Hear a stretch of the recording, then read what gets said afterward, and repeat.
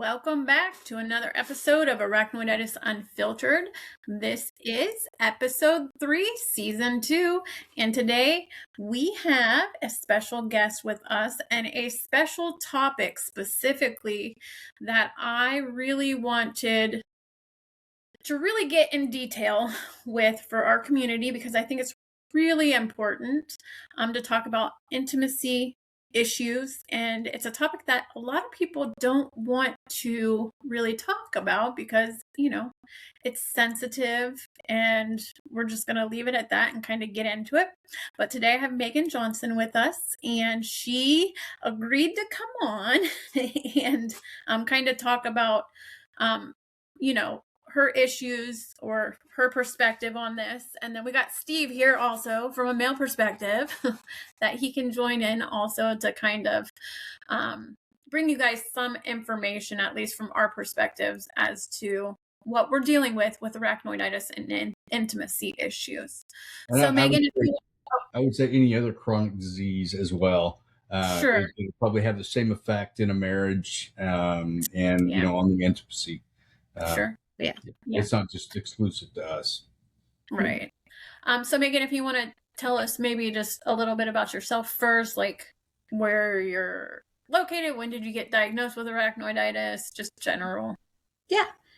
So I'm located in Glendale, Arizona. So I'm on the opposite side from where you guys are at. I was first diagnosed on an MRI report back in 2008, but it didn't get brought back up until I had my most recent MRI back in 2023. Yeah, 2023.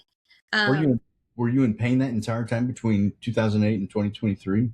So I am not, my case is not, there is no textbook case for arachnoiditis, right? We all know that. Yeah. But my medical condition started when I was 9. So I have a spinal tumor that's wrapped around my spinal cord. It's benign. They found it. I used to do dance, soccer, the whole 9 yards. And then all of a sudden I wasn't passing like the state test where you like sit with your feet against the bar and you touch. And I was doing dance, and they were noticing that even though I was doing all these activities, I wasn't as flexible. So I went in, had figured get some PT, didn't get PT, got an MRI. From MRI to surgical suite was like less than 72 hours. And that was when I was 9. So since then, I have had anywhere from 1 to 3 back surgeries per year. So I have scoliosis, I have kyphosis. They cannot fully remove the tumor because I have nerves running through it. I ended up through most of junior high and high school with AFOs. I have a neurogenic bladder, neurogenic bowel. I ended up with AFOs on both my feet at one point. My right foot was way worse than the left. Ended up with decubitus ulcers, was in the wound clinic a lot, and ended up ultimately deciding for myself that I wanted a right amputation below the knee. So I'm also a below knee amputee. That happened right before I graduated high school. Can I ask you a question? Yeah. Because I've thought about this as well. People have asked me, because all my pain's in my right foot from my arachnoiditis, L3, 4, 5 level. And I'll go 6 days in just horrific pain going, I just want somebody to amputate. But I'm afraid of phantom pain and having that same pain, because the pain for arachnoiditis is not in the area where you feel it. It's in the back where that signal is screwed up and it's going down to that area. So getting rid of that nerve will not solve you being able to, your mind's going to perceive that phantom. Unless we have a belly down amputation, right? But nobody wants to do that, right? Yeah, I don't know that I would want to do that. So I did try doing a nerve burn at one point. Like Yeah, like a nerve ablation. Okay. It failed. I just have a dead spot in my back that just hurts all the time. All right. So I have friends that have asked me my opinion on nerve ablation, and I was like, I'm probably not the right person to ask because no. Mm-hmm. I have tried I was actually one of the first people to try the spinal cord stimulators because my dad worked for St. Jude Medical at the time. And so I was one of the first people to test it, and it failed within 24 hours. They don't, to my knowledge, they have changed. They don't work the same way they used to, but I was one of the first people to try it. Was it Medtronic or Boston Scientific? It was made by Medtronic. Okay. So, you look so young now. Like, I'm only 33. Okay, you're 33. Okay, yeah, I was gonna say you look so young. Like, to be that young again. Yeah. I am 33, and I am a mom to 2. I have a daughter that just turned 9, and I have a son that's 4.5. Wow. Okay, good spacing. Got the 9-year-old helping. So hopefully. When you had the amputation, I am assuming it's because of the ulcer. Is that right? Yeah. So I had MRSA 3 times, but by the time I finally had it amputated, I had 6 bones removed from it, my ankle reconstructed 4 times, and I spent on average at least 1 to 2 days a week in the wound clinic. And I was missing school, missing out on life. And I'm seeing all these people that are amputees being able to live life. Right. And I fought for 3 years with a doctor trying to be like, I want my life back. I was going to high school with an IV pole in my backpack, and my alarm would go off, and I'd have to hang my IV antibiotics, hook it up to my PICC line, and I know how to do it. Yeah. So I was like, I don't want that life anymore. Right. And after it was amputated, I mean, I had back, so it was amputated December of 2010, and then I ended up in the hospital. The next round of back surgeries was March of 2011, and I ended up being in the hospital from March 18th to July 27th. They were just supposed to go in and debulk the tumor, but I ended up with a spinal cord. Basically, they couldn't get the spinal cord leak to stop, so it was constantly leaking fluid. And they're like, oh, it'll go away, it'll go away, it'll go down, it'll go down. At one point, I ended up with the size of like a football on my shoulder of just fluid. And they finally took it seriously when they started pulling blood out of it. So I now actually have a lumbar peritoneal shunt that is in my back. It's normally used for your brain. Mine's being used for constant spinal cord leak. Yeah. They've been talking about doing that to me because I have at the base of the spine where the cauda equina is in the sacrum. I've had several leaks, and they just keep thinking that it's the pressure keeps piercing the thecal sac and making that leak. So my next leak is going to result in a VP shunt, not a peritoneal shunt, but yeah. I will say that I have a friend of mine who also has arachnoiditis. Honestly, just weird coincidence. We met in high school, but she has scoliosis and had infantile scoliosis, but she doesn't have a shunt. And she has much more of the vestibular and the issues with, the pressure, the head pressure, the headaches. I mean, I'll get a spinal cord headache, but not nearly as bad or as frequently as she does. Yeah. And so to my understanding, it just happens to be because I have the shunt that you're getting better flow. Right. I get a better flow.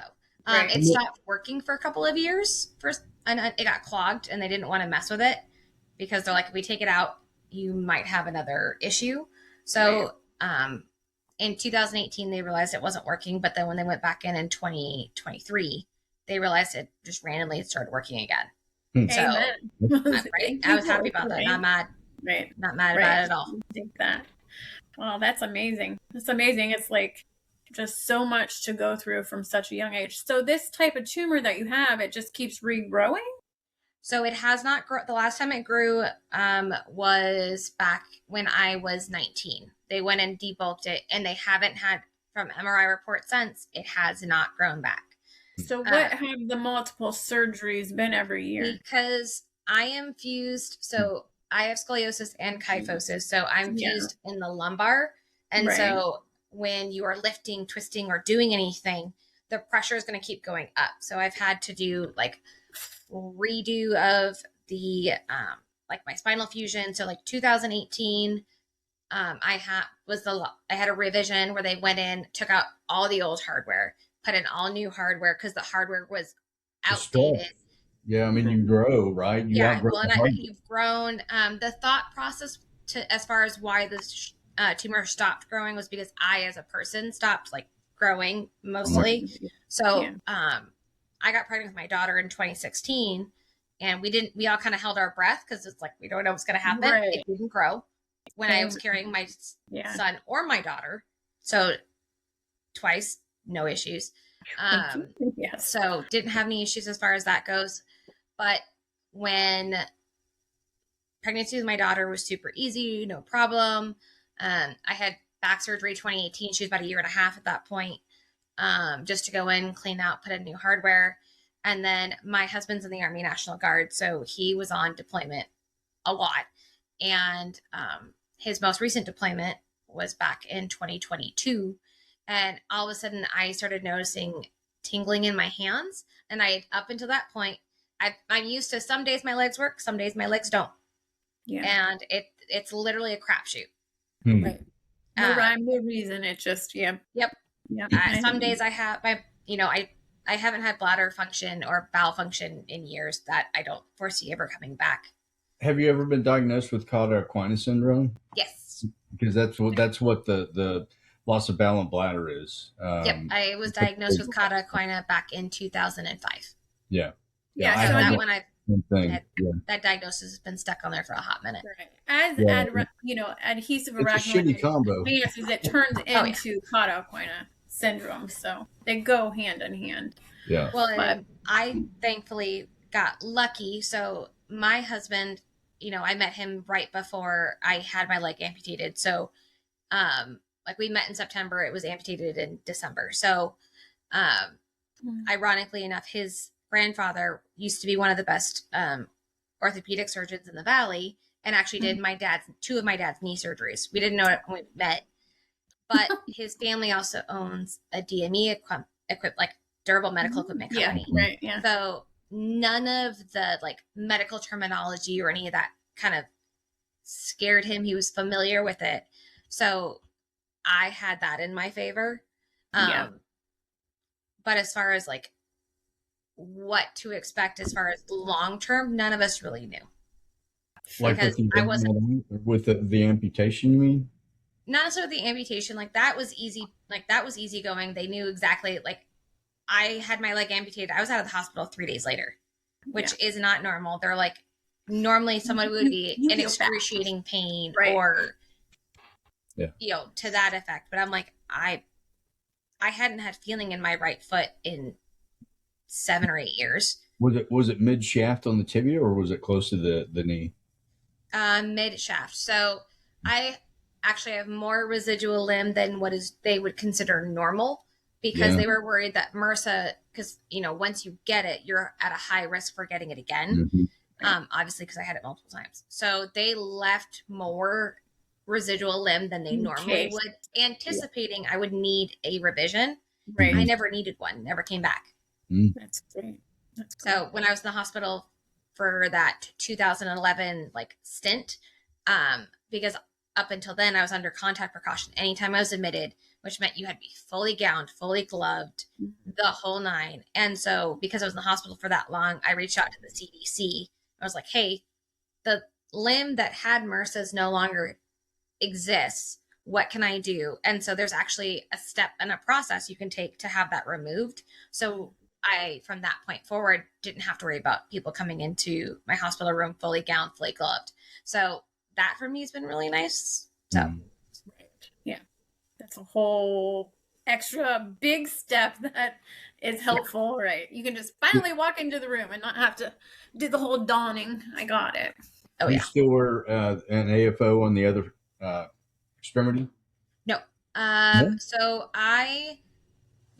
due to all of the issues I had with the AFO on the right foot, I will never put an AFO on my left foot because I don't have feeling in my foot. So so my foot, the ulcers that we would find were always bone deep, right? So you would think that after I had all the bones removed from that portion of my foot, I shouldn't be having ulcers. I still kept getting them. They never could figure it out. I donated my foot to science to see if they could figure out why. They came back inconclusive. And so I was like, I'm not willing to risk because right now I can do a transfer. I can do things like, Yeah. it's a lot easier to be a single amputee than a double amputee. Oh, Yeah. So, right. and especially since having my son. So due to the arachnoiditis getting way significantly worse, since 2022, that was kind of the beginning of the end for me as far as walking. I still do walking in a zero gravity, Cool. I guess you would call it a zero gravity treadmill through physical therapy. Okay. Yeah. But all of my exercises, things that I do, are always going to be seated. Starting in 2022, I would go to walk and I was carrying my son, no different than I would have done with my daughter. And my legs would just start having I thought they were spasms. I found out later they're muscle contractures, because you can actually see the muscle contract and almost like turn into a knot. Mm-hmm. And there's no rhyme or reason for why they were happening, how often they were happening. I tried adjusting what I was eating. I tried adjusting my meds. I tried adjusting my activity. Didn't matter. And so that's when I was like, okay. So from that point forward, I was like, okay, I'm used to being in a wheelchair. I've been one on and off my whole life. I would rather just be in a wheelchair full time, do my exercises to the best of I can, and be safe, because I'm like, I have two kids that need a mom. Is it a manual wheelchair, or are you powered up? No, I'm in a manual chair. As long as I can, I would like to be in a manual chair, because the minute you go to an electric chair, then you're using less muscles, and then it's an automatic. The decline's pretty quick. It's the same thing with wearing an AFO. I ride my bike. I wear bilateral AFOs, right? Okay. Anterior with the side strut. When I walk, I have a posterior strut only on my left foot, not my right foot. So my calves are, I got one this big and I got one this big, right? Because the AFO is doing all the work, right? Yep, all the balance. So once you give in, your body gives up. You become so reliant, so dependent, which I hated. But at the same time, and we're going to do an episode on physical aids for people with arachnoiditis or just general disability. Because when I went to my neurologist for the first time, I'm like, man, I get totally blown when I go to the mall with my kids. By the time I get inside from the parking lot, I'm suffering. And he goes, well, walk for me. And I started walking, and my left foot slapped my foot.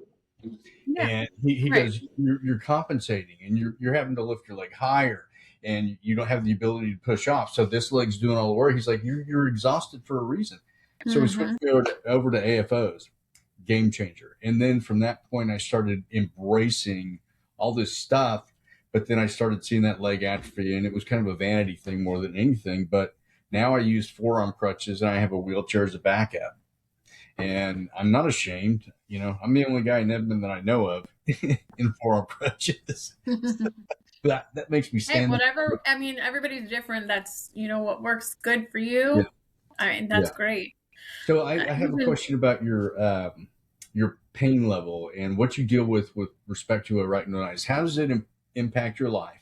We know, and everybody's different. Tell us, what's your average pain level? What having kids has got to be the toughest thing in the world for a new mother with this disease. We know several. We know how they struggle. So give us a glimpse into Morgan or Megan's life. So with my daughter, it didn't really impact me, because again, it was my arachnoiditis diagnosis I found by accident on an MRI report from 2008 when I was doing something for a different for a church podcast, actually. And so I'm like, oh, I wish I would have known, because that would have maybe changed how I made some decisions further down the road. But you can't go back and change it. Right. When I found out I was pregnant with my daughter, I was on tramadol and gabapentin and baclofen. And when I found out I was pregnant, I dropped it all cold turkey. And I thankfully didn't have any issues. But I really didn't have to go back on it after I had my daughter. Things were easy. When I got pregnant with my son, that was a little bit of a different story. I had a lot of problems with him. I was really sick when I was pregnant. But my arachnoiditis really kind of took a step, and we'd have no idea We had an MRI done prior to trying to get pregnant with my son, and there was some insurance issues, so it wasn't done where I normally have an MRI done. And they sent a report to my neurosurgeon, said, oh, she's clear, she's good to go. Got pregnant with my son. Got a call about 4 months after I was pregnant. Said, hey, did you get pregnant? I'm like, yeah, I did. Why? He goes, it's a complete whiteout. They didn't do it appropriately. We have no idea what's going on inside your back. I'm like, great. I have no idea if the issues with my legs are getting worse is tied to being pregnant but either way, there was documented change after I had my son. We don't know when it happened. Unfortunately, it's a pretty good chance it was caused by carrying my son, would be my guess. You didn't have an epidural, did you? Huh? Did you have natural childbirth or epidural? I had C-sections with both my kids. Oh, and she had an epidural in between there. A few of them, right? Okay. No, I didn't. I had to be completely under. No. I mean, prior to getting pregnant, you had said you had multiple epidurals along the way, right? I had multiple. I have an epidermal tumor. I had multiple surgeries, but I've never done. I did prior to having my children. I tried. We tried the ablation. That failed. We tried the inserting of the new the neuromuscular stem. That didn't work. I tried TENS units. Those didn't work. I tried lidocaine patches. Nothing. From my understanding, it's so deep that it's not going to, a transdermal patch wouldn't work do much. After my most recent set of surgeries in 2023, in the beginning of 2024, it was out like way more than I had ever experienced in the past. And I thought I had already hit my peak point. I was not even close. I maxed out what the pain clinic that I was using at the time, what they felt comfortable writing for. Post-op surgery procedure, we're trying to figure out what we're going to do. We're talking about doing injections, but I don't have the intercostal space to do certain types of injections. And so I actually just recently got transferred to a new pain doctor who actually he came over from Cancer Treatment Centers of America. And so he's used to treating patients with cancer, so he's not unfamiliar. There are days where my pain at a general level sits at like a 6 or a 7. I don't know if you've experienced this or not, but I was on Dilaudid for pain. I'm on diazepam for muscle spasms, and then gabapentin. That's kind of where I'm at right now. And then I was maxing out the Dilaudid dosages for what they felt comfortable for writing. And so I would have to go into the emergency room for breakthrough pain. And then I got labeled as drug seeking. What most doctors don't know is my brother was an addict. And I actually did, unfortunately, lose my brother to addiction.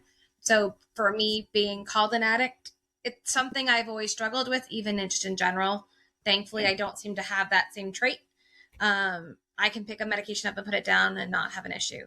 But my current regimen that we have switched to, and I didn't want to do it strictly because of the stigma behind it. I was afraid of what were people going to think.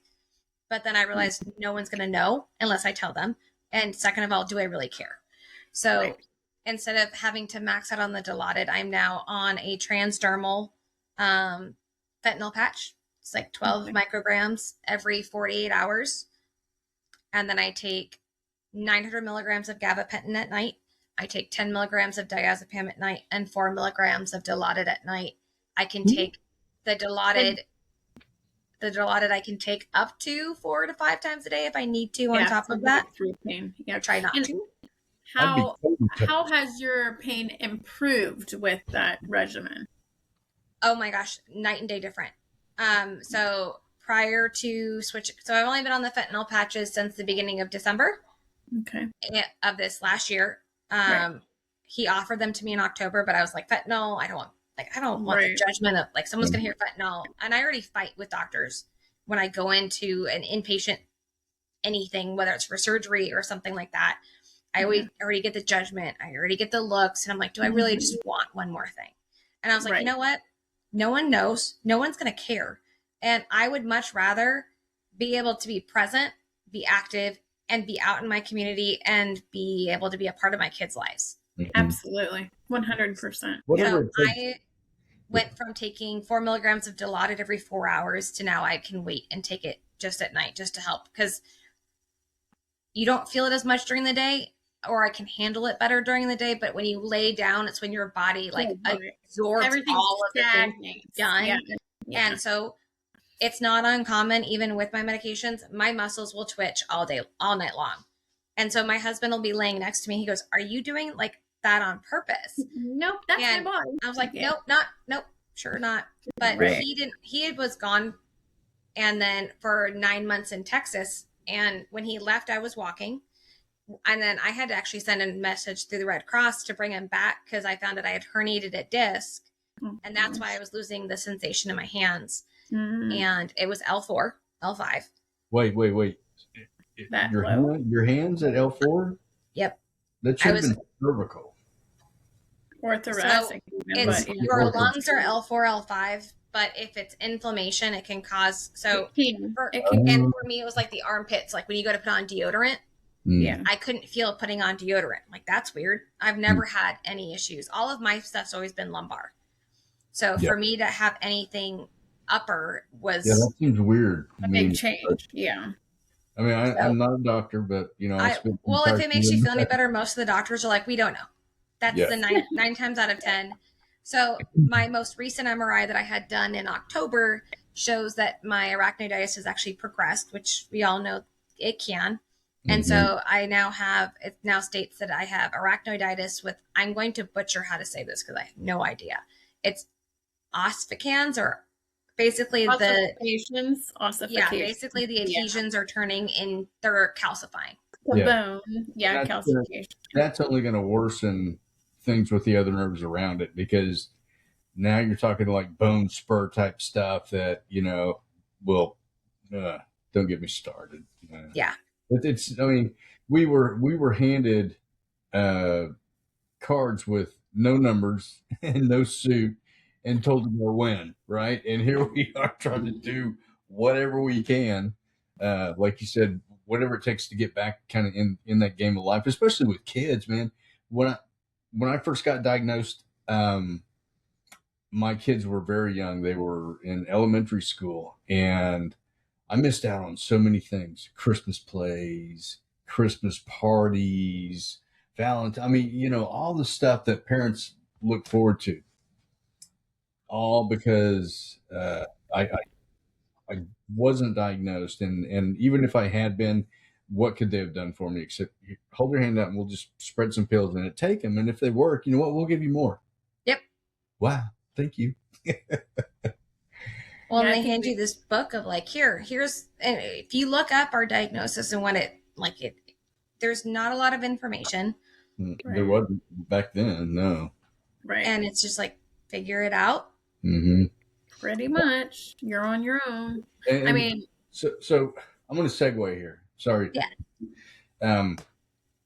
Because I had the same, maybe we haven't discussed this yet, but the aspect that nobody talks about that we're going to be talking about is the intimate aspect of this, and how this actually impacts your life, how it impacts your marriage, how it impacts your kids, how it impacts your family around you, how it impacts your friends. It's like this little nuclear device that's just bubbling. And when it was me, I was afraid to talk about it. She was afraid to talk about it. So we didn't talk about it. Guess what happened? I'm divorced. Sorry. I'm not saying it's going to go down that road, but that's my version, right? Nope. Everyone's got their own version, and it does impact your marriage. Right. You know, it impacts your sex life. That's what I was going to shoot for. I mean, full disclosure, I didn't know.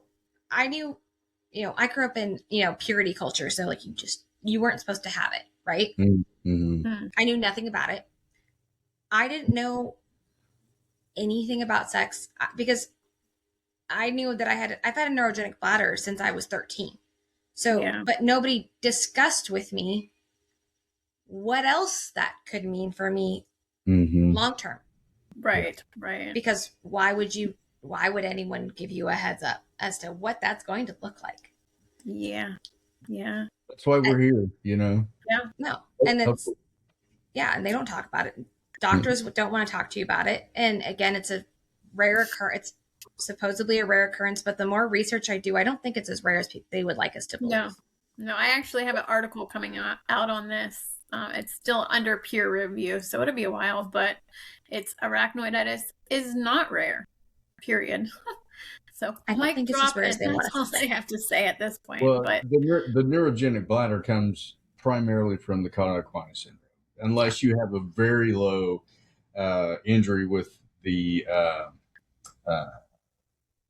sacrum, with your like I have empty sac and I have neurogenic bowel, mm-hmm. and I do have periods where I have a really, really difficult time urinating. That's to the point where I have to press on my bladder, and I probably should be self-cathing, but I haven't. That comes with its own set of I can still get it out. So until I can't, then.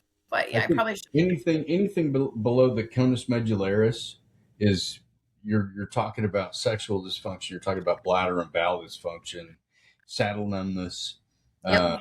I mean, all that stuff just plays right into the hand of what's going on below that. And that, I mean, I could handle the pain, but it's when I have to go out and I go, man, you know, my stomach's a little upset. Do I have to wear a diaper? Or, you know, like, oh, wait, I got to run to the bathroom right quick, you know, and then 10 seconds before you hit the toilet, damn it. No. Yep. I'm serious. Oh, that's happened to me. Yeah. Right. And then, so I'm going to throw in a new diagnosis that I have, dysautonomia, which is the vagus nerve that controls I've heard of it. The breathing, controls your heart rate, blood pressure, digestion. Well, it's totally screwing with my digestion now. So normally when you eat, the brain and the stomach are telling the gut, hey, you need to slow down. We got food coming. It needs to process, and we need to absorb water, the food that's in the colon. Mine gets the opposite. It's like the minute I take a bite, it's like, oh, hey, we got to go to the bathroom right now. It's like, it's kind of like irritable bowel syndrome, but worse, especially with Cauda-Equina syndrome and lack of control. Right? That's about as honest as you're going to get out of me. Well, I mean, everybody's different, but mine's total opposite. I have to take a lot to go. Well, you do need to cath in. And the problem with you is that you're going to have retention issues, and that can cause a bladder infection just as much as cathing and not using sterile techniques. I know, which is what I think I have right now is a bladder infection. Do your old cranberry juice trick, right? That doesn't work. If you have retention, I mean, I've tried. I'm on the D-mannose, vitamin C, cranberry, the whole shebang, but I have chronic UTIs. Me too. Where I now have. I just have to be on the antibiotic, or nothing else is going to help. I'm pretty much constantly on antibiotics. I actually almost died of sepsis in August from a UTI because they're now bacteria resistant. The sad thing about most of the antibiotics they put me on is that one of the side effects is diarrhea. I was saying okay, is the infection worth, this? Like, sometimes there have been times where I've been like, is this really worth it? I don't know. I know, right? Yeah. I was septic after one of my surgeries, and I literally almost died. But they had me on so many IV antibiotics that I literally will explain it like I was on ketamine. I was tripping because I was having a reaction to the antibiotics. And I'm walking down the hospital with my mom, and my son was probably like 3 at the time. My husband was home with my son, and, my mom was with me in the hospital. And I'm like, Mom, the walls are just melting, like everything. And I'm like, something is not right. Like, and here it was just antibiotics. Wow. Yeah. So that can happen, just so everybody knows. But I wanted to bring up one of the points that I'm not going to name the patient that stated this, but she put it pretty clearly to me in regards to what will a male give to have, functioning to their penis. In other words, like when she put it to me, she was talking about a litigation suit and just straight asked her doctor, like, well, what would you give? What would your monetary amount be if you lost function to your area?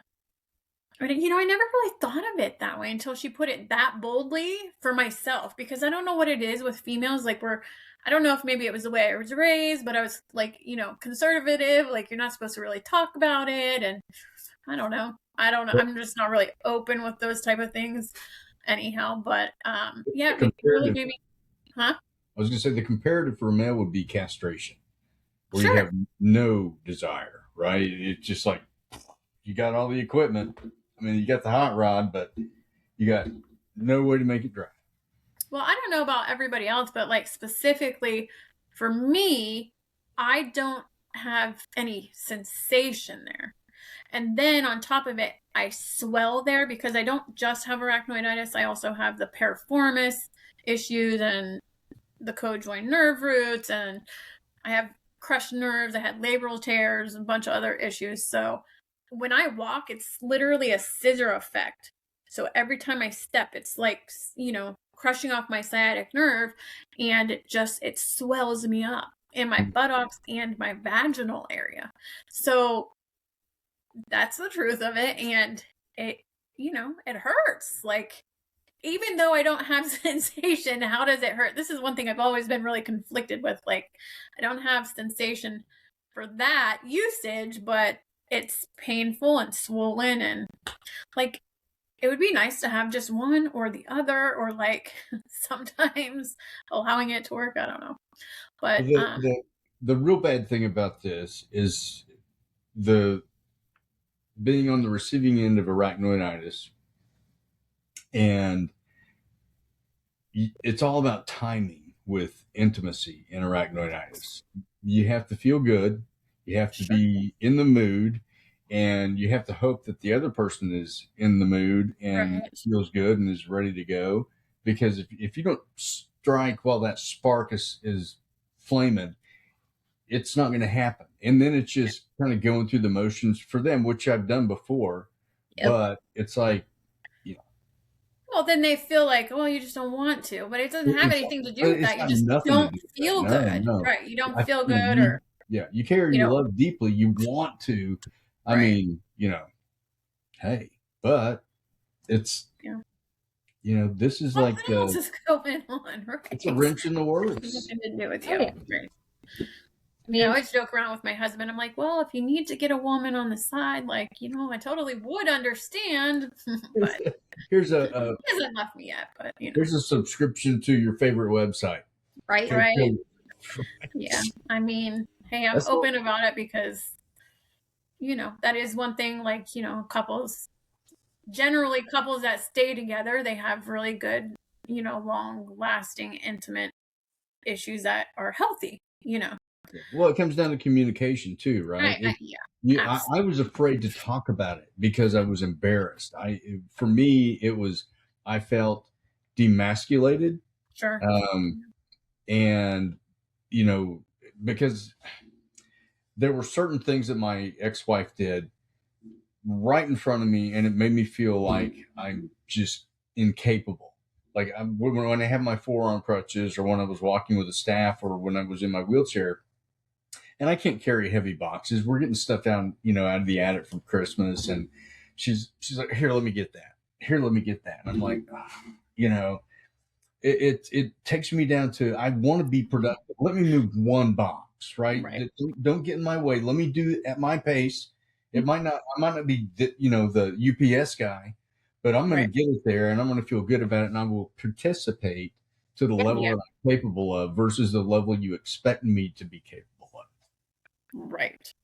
Yeah, it's taken me and my husband a long time. Communicating. Yeah, right. Exactly. That's the point right there.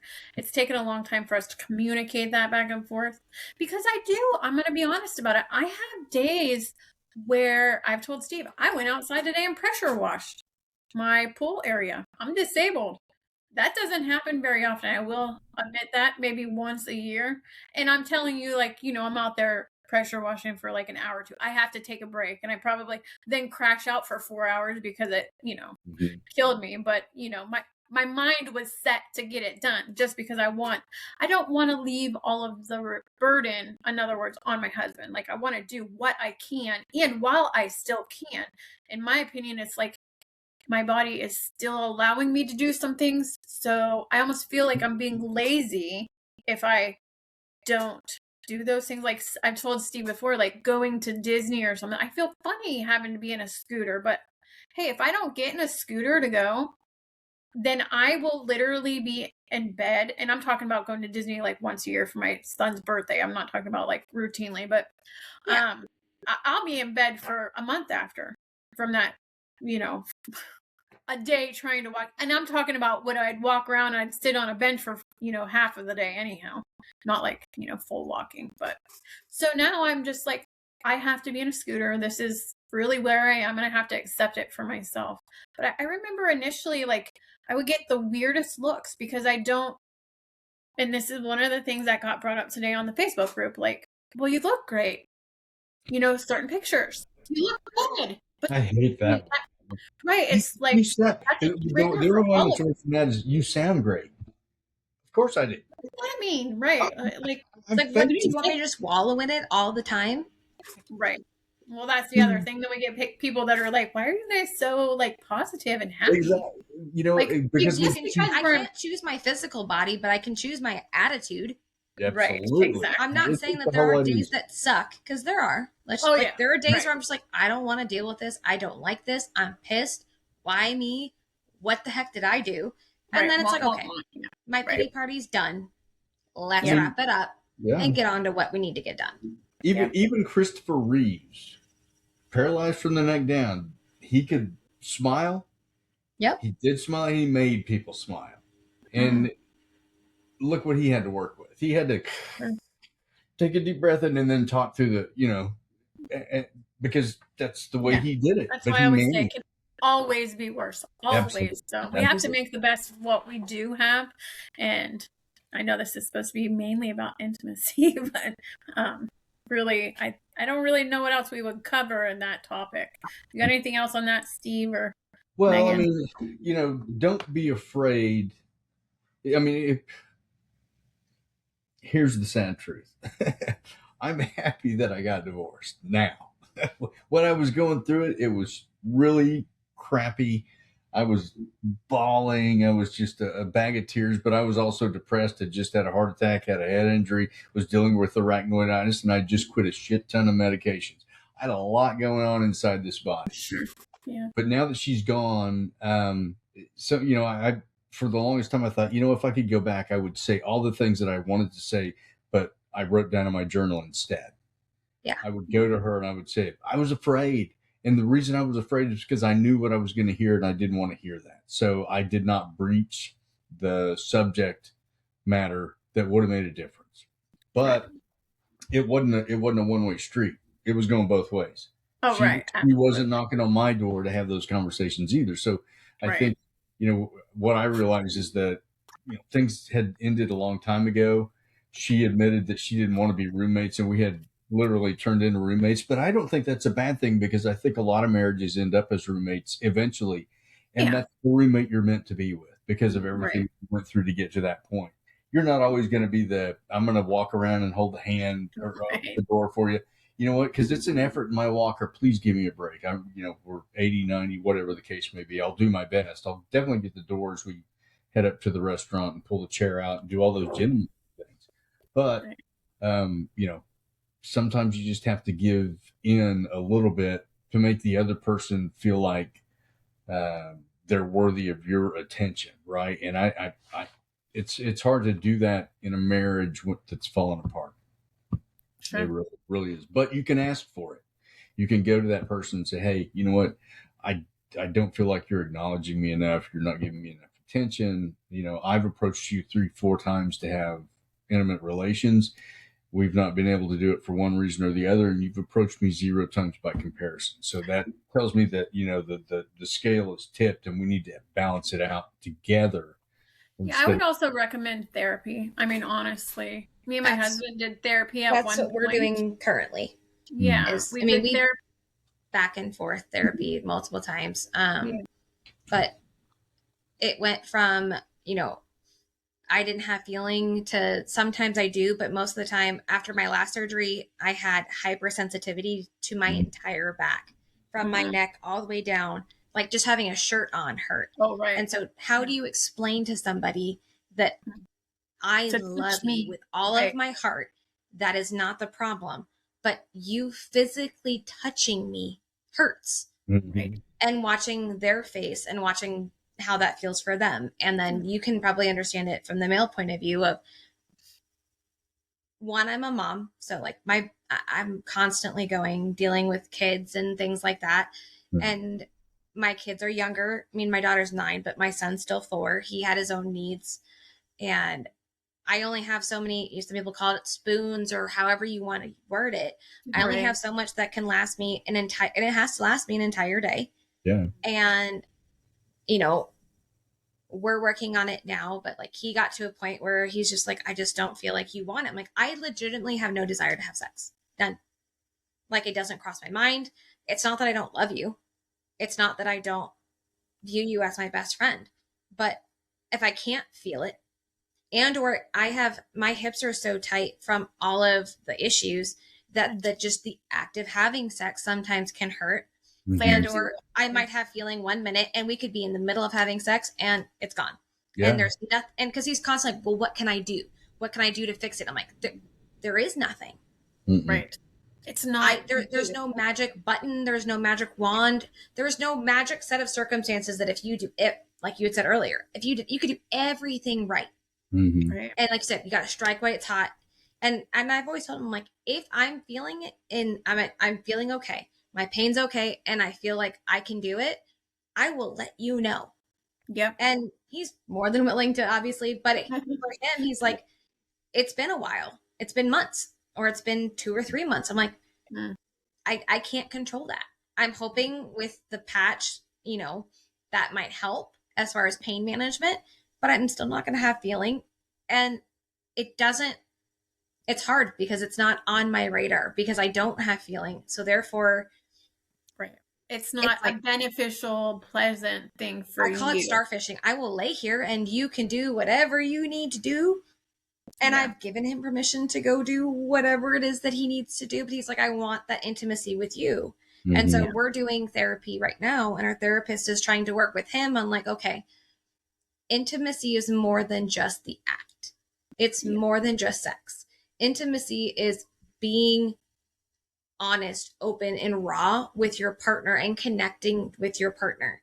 And so for me, physical touch, and the sad part was physical touch was a big part.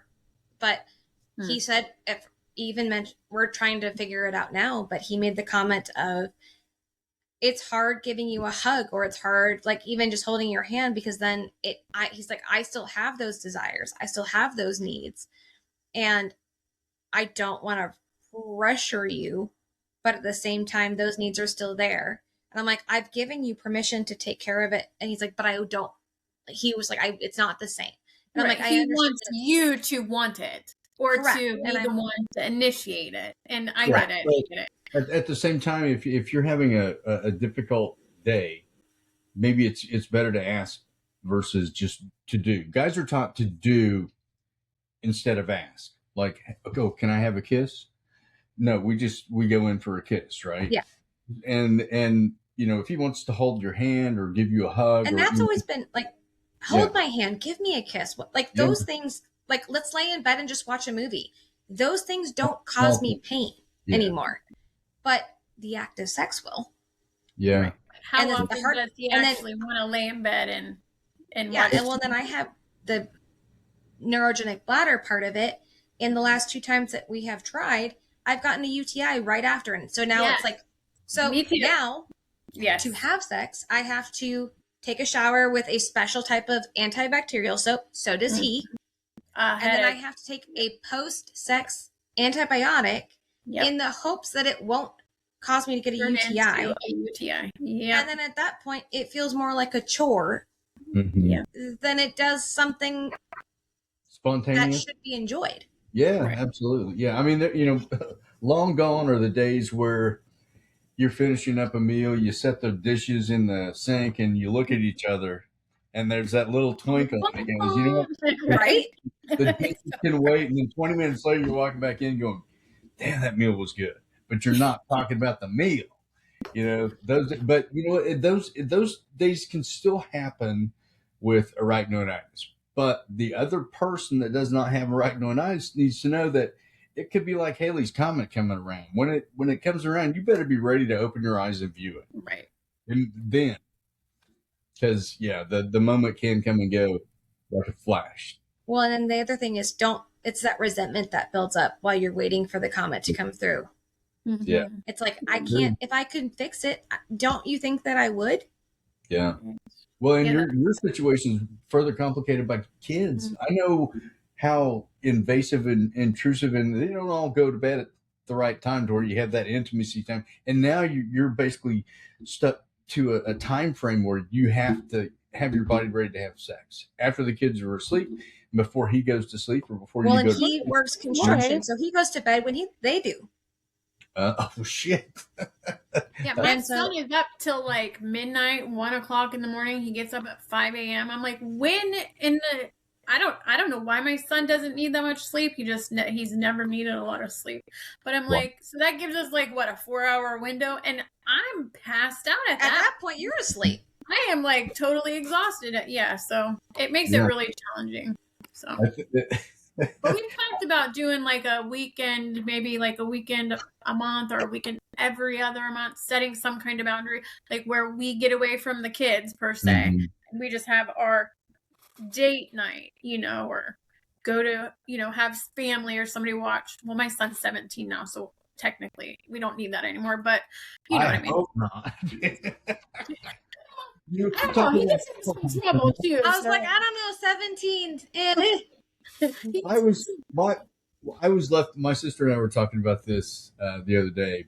We were raised in the 60s, right? I was born in 1962, and my mom got divorced when we were 4, and she was relatively young. She was in her 20s still, late 20s by the time we were that age.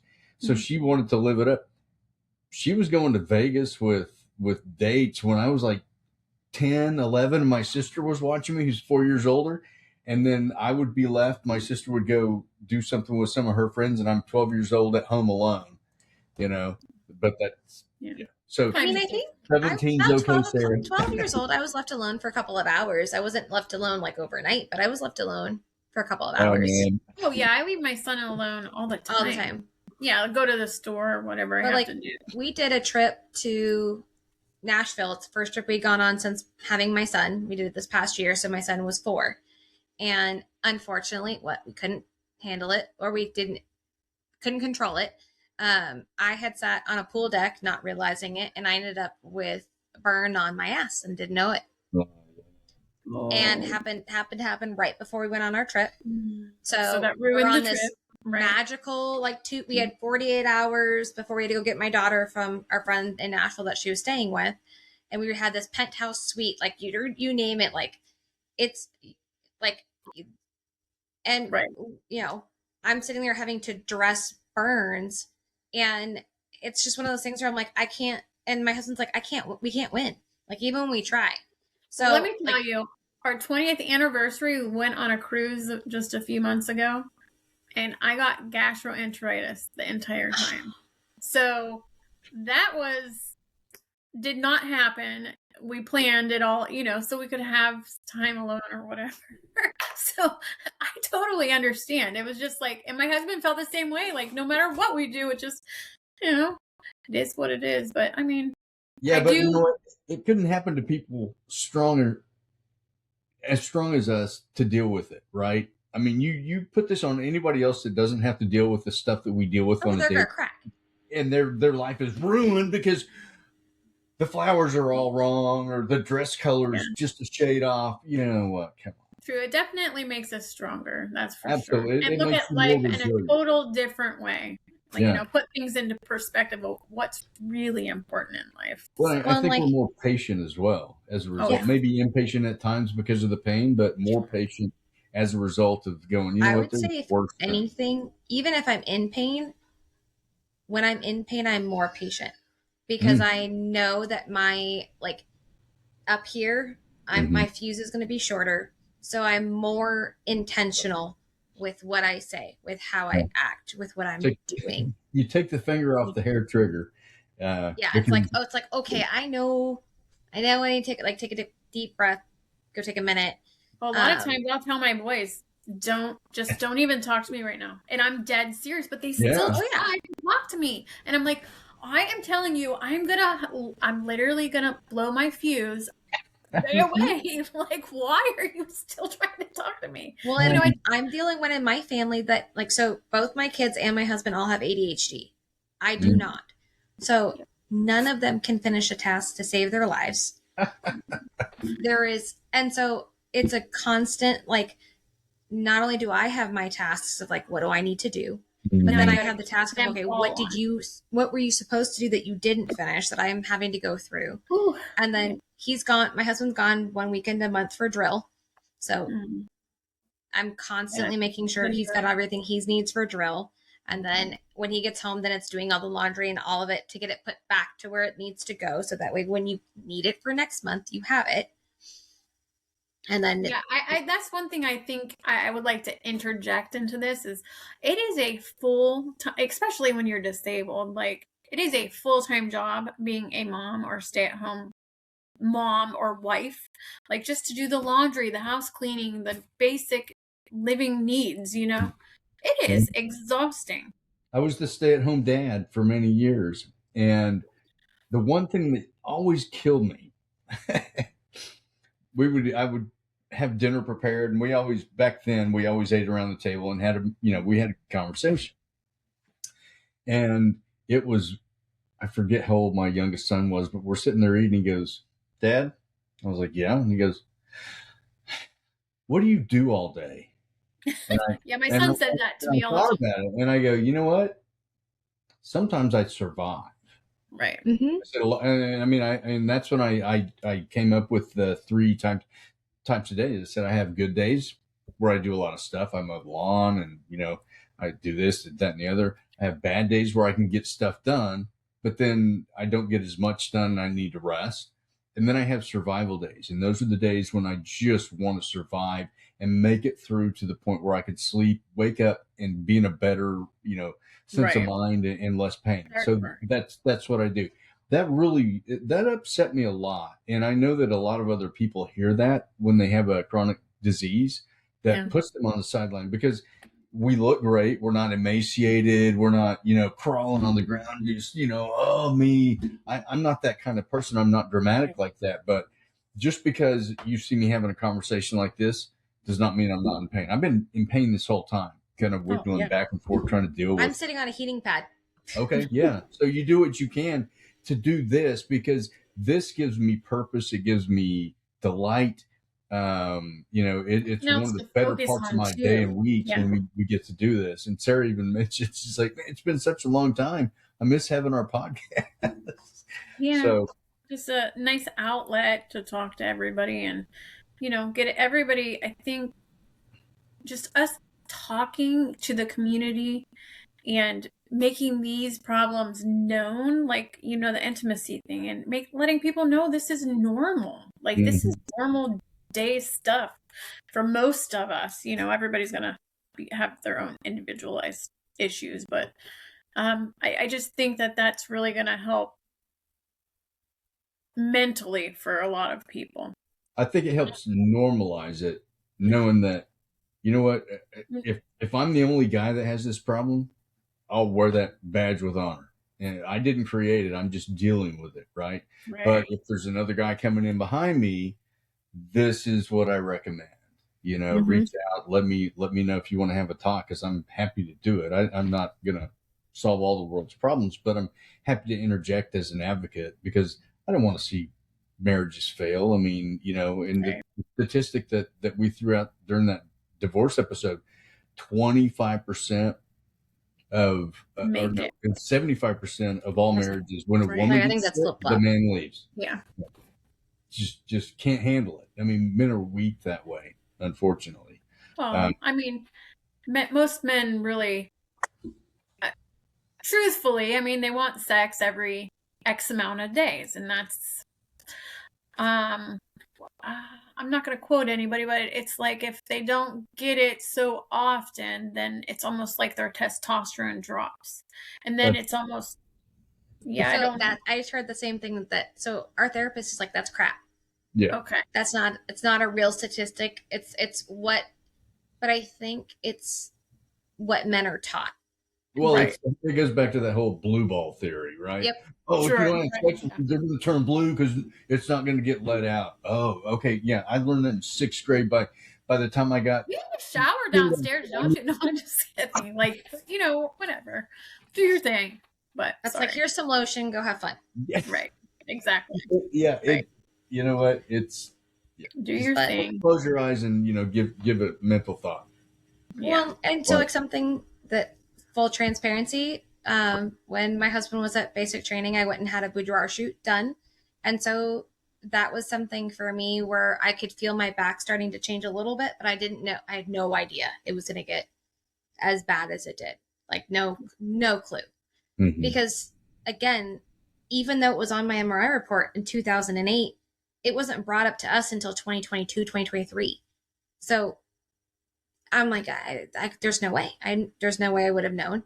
And so I'm like, here, you have these photos. Go use those. Go use whatever it is that you would like. But like, Right. I'm still here. I'm still your person. I'm still going to fight.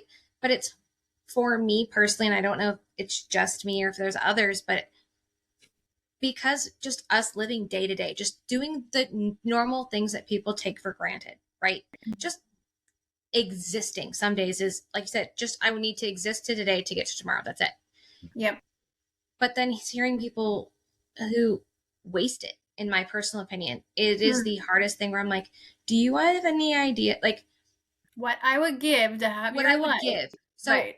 And have everyone- your mobility and not have pain. And Well, and yeah. my son's going to full day kindergarten next year. And so everyone's like, oh, are you going to go back to school so you can go get a job? And I'm like, You have no idea what I was my like, well, one, would I love to go back to school and get a job? Yeah. But I'm like, do you understand? So I'm like, yes, I would love to have a job. But anytime I have attempted any trying to work, doesn't matter what type of, it's so unpredictable that there's nothing that I could do. There's no way. And Yeah. I will never qualify for short-term or long-term disability with an employer. So if I do try to go back to work and something happens, I have a prior condition. So it's not going to be covered. And then I have to start this whole process. It took me 5 years to get approved for disability. Well, and I still have to every year get a letter written to my doctor has to do my Medicare forms and fill out that my leg didn't grow back. I have to write on paperwork that my leg didn't grow back every year. I'm not a salamander. Exactly. Really fast, I do want to interject something that I believe, if I'm right, Obama changed that so there's no pre-existing conditions anymore. For However, standard medical care, not for short-term or long-term disability. That does not apply. I was going to say, however, it doesn't matter. You'd have to then reapply for disability. And it would so if you do short-term or long-term disability through your employer, you have to have gone 5 years without any form of treatment for it. Which I have to do an MRI for my spine every single year, so I will never even get close to that. Wow. Wait, so you have to go 5... Wait, say that again? So if you want to apply, so say you went and got a job for an employer. Sure. And I see what you're saying. If you already have arachnoiditis and then you're going to go out for work, you want to use long-term or if I wanted to go work right now. Yeah, I get it. Go find a job and say I found one and I was able to make it work for 2 years, but then my back decided that it was going to pop off like it normally does. Because I was already told by the time that all is said and done, I will end up being fully fused from all the way from sacral all the way up to cervical. Oh my God. That's my future. And I'm fused on 3 sides. One of the type of surgeries I have, they don't do anymore because it causes severe problems. So they went in anteriorly on both sides. So I have scars that go like this, and then I have a big scar that goes up and down my back. And they don't do the one. I get what you're saying. Yeah, with arachnoiditis pre-existing, you'll never get short. Yeah, you'll never. You would have to just go back on disability. That's all I was My saying. husband joined the military so I could have insurance. Yep. Yeah. Because I was getting ready to turn 20. We were dating. We knew we were going to get married, or we were married at the time, but I was still my dad's insurance, and I was going to turn. We're like, okay, we're bumping up. We're getting ready. We got married young, but still. Yeah. I mean, I guess not super young. We were 23 and 24, 26 or but something. still young. Yeah. And it was like, okay, what are we gonna do about health insurance? Because that for me was a serious concern. Mhm. And I'm like, I'm not gonna get approved for, even with Obamacare. I probably like our premiums were gonna be through the roof. My catheters prior to that, my dad let me stay on his insurance, but I paid all of my insurance, like my stuff. So my first prosthetic, there was a cap, and they only covered $5,000 of my first prosthetic. So I paid $10,000 Yeah. for my first prosthetic. For my catheters to go to the bathroom every month was $250. Yeah. And I was making $9 an hour. Right. How are you supposed to afford that? Like, and then add in rent and utilities and all of that. So but it was the comment of it's like, oh well, he's gonna go. Your son's gonna be in full day kindergarten, so you can go back to work. And I'm like, that's my recovery time at that point. Like, I was like, I do physical therapy 2 to 3 days a week just to try and maintain where I'm at. Right. And even then, it's still gonna probably cause a flare up. Yeah, physical therapy, every time I've done it, I always flare up. And I did internal physical therapy, pelvic floor physical therapy for 3 years straight, to the point where they were putting Botox surgically internally in me, trying to get, because my pelvic floor is contracted, much like you were saying with your legs, but it's in my pelvic floor. So, yeah. Well, I hate to be the bearer of bad news. We're running. Like I said, this is like, meeting at a wine bar, having a conversation. You can just go on. We can go on forever. Oh yeah. I'm ready to raise my hand to the bartender. Bring another round. Yeah. Right. I need another wine. I don't have any wine. Yeah, Megan, thank you so much for coming on and sharing your story, being open. I mean, the more open our guests are, the more open we're going to be. We have nothing to hide. I mean, we want. And you'll have to come back and let us know how your therapy goes as it advances, and give us some tips and tricks. Maybe. Always. I have no problem with that. I've always been an open book. Good. Yeah, I love to hear that, because so many people are like, I don't want to talk about it. It's embarrassing. You know what? It is embarrassing because you make it embarrassing by doing this, Like I said, my friend got diagnosed with it after I did. And so she calls me for questions, and her husband looked at me, he goes, I think the look of me in the chair terrifies her husband. I looked at him, I'm like, the fact that terrifies you means you need to work on yourself. Yeah. Right. Absolutely. I said, because she can't change it, but you can prepare yourself mentally. If you know that that's where she might end up, then start working it through in your head. Go to therapy, do what you need to do. I said, but if you want to stick it out and you want to be her spouse, then you need to be a support. So, I mean, I'm here all day long and twice on Thursdays, but it's also your responsibility too. Absolutely. Yeah. Good for you. Good for you. But that's all we can do. Help the next people come and then behind us. Many more learn from us. We'll see you on episode 4 coming up. Yeah. Already. Bye, everyone.